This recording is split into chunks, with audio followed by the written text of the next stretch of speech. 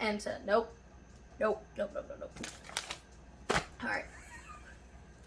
Ready? Yeah. Hey guys, welcome back to our channel. I'm Jacqueline. And I'm Michael. And today we're going to be sharing some tips with you on how to invest in your marriage.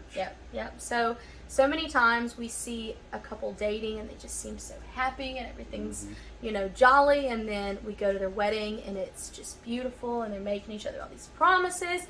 And then 2 or 3 years, we see it in a divorce. And I'm not saying what we're going to give you today is just a fix-all. I realize that sometimes things happen, things are unavoidable, but it's worked out for us, some things that we've implemented, and I think it can help you guys too. So let's get into it.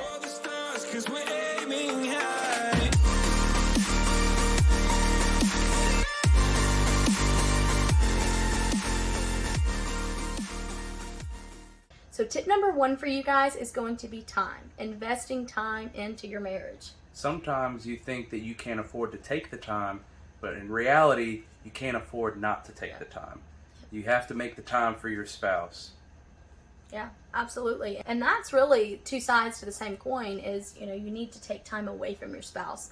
Sometimes, because my love language is quality time, we spend so much time together whenever he's got multiple days off, and then at the end of it all, I'm like, okay, I'm ready for you to go back to work. And it's not that I don't love him and I don't enjoy spending time with him, but there's something awesome about taking time apart or just, going on day-to-day life, living, him going to work, me running my errands, doing whatever.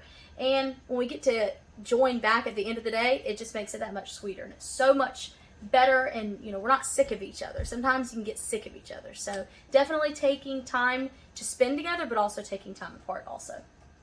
Another thing would be to take some time away from technology. Mm-hmm. I know that you guys know what I'm talking about. You get in the bed at the end of the night. The kids have been driving you crazy all day. He's been at work all day. The dog's barking, the kids screaming, all that. And then whenever it's all said and done, you're just ready to lay in bed and do your own thing. Catch up on your shows, play a game, whatever it is that you are enjoying doing. It's your wind down time.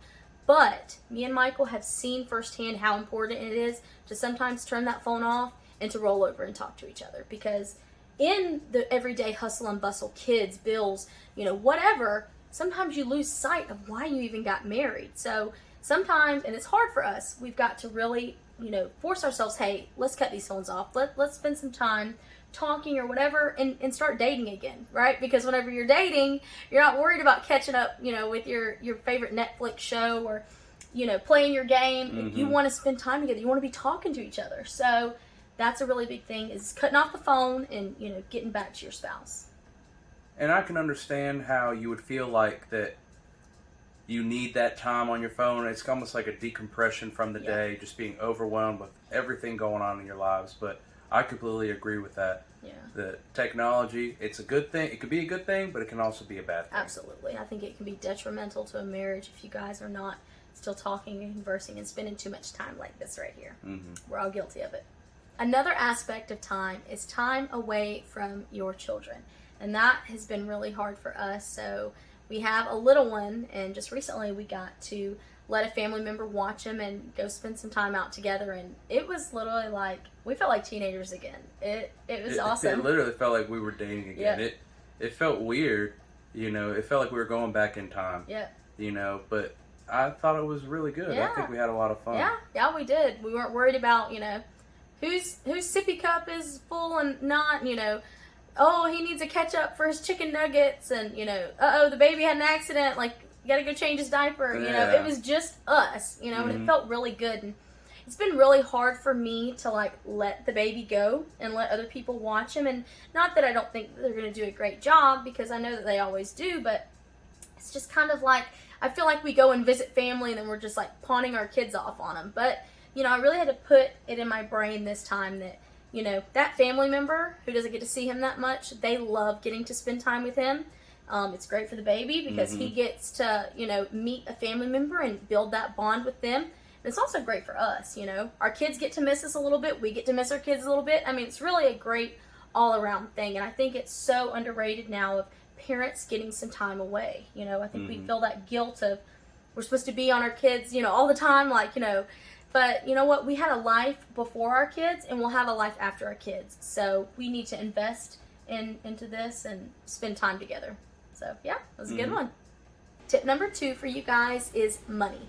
Do not be afraid to invest some moolah into your marriage, okay? So whether that be a date night, and I'm not saying it's always has to be, going out on a date, because trust me, we have done plenty of dates where after the kids go to sleep, we sit down and eat a nice meal and talk, So it's not always about the money, but I think every now and again, mama needs to get out of the house. And especially if your wife is a stay-at-home mom like mine is, Yeah.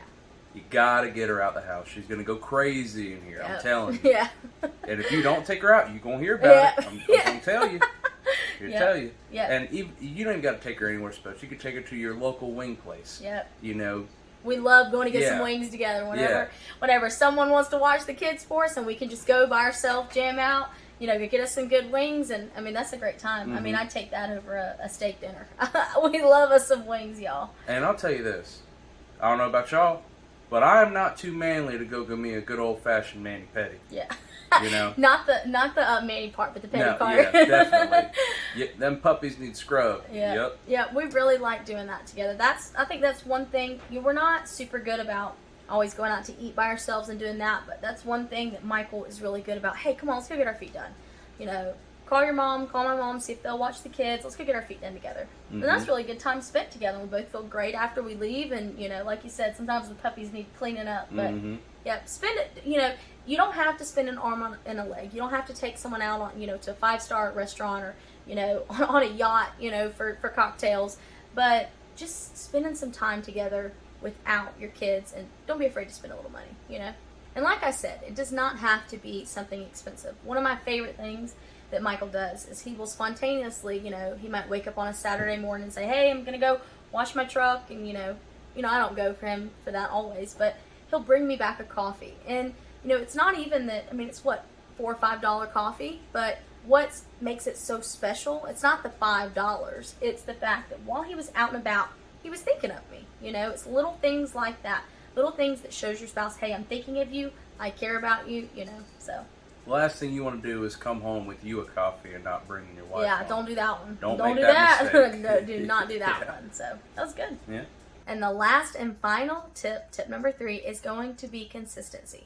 So everything that we've already said is kind of the foundation of the things that we implement, but it's doing it consistently. So often we get into this routine where, we just get too tired. We don't feel like, doing all the things.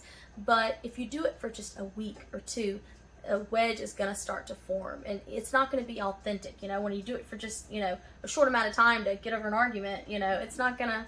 It doesn't serve the same purpose. Yeah. You do it for the right reason. Yeah. Don't do it to try to make everything perfect again because you just got into a huge fight. Right. Exactly. Do it consistently every day, every week, every month, every year. Yeah, absolutely.